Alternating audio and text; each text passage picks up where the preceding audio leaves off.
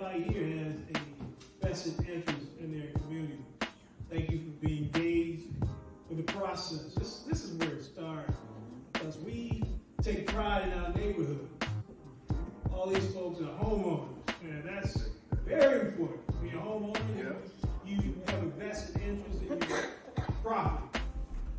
I see we some proud people there. That's right. I can tell from the level of our conversation.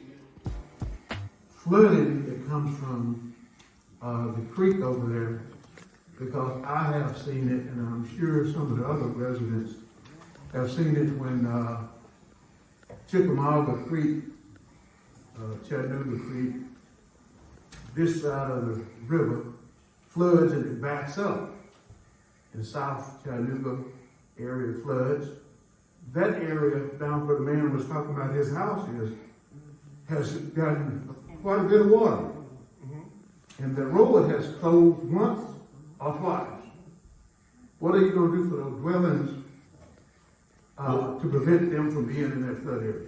So when I go to city council, so the way it works is they'll have me do a water runoff study to make sure that what I'm developing is not hindering anyone around, only improving. So whenever I get to the city council and whatever requirements they have me make for the water runoff or water retention,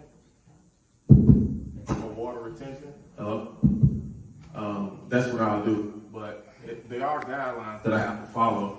I just can't come out and freestyle it. Like I got guidelines to follow. So water retention and water runoff is one of those requirements. Water retention is fine, but this is not water retention. Water retention comes when you're dealing with rainwater.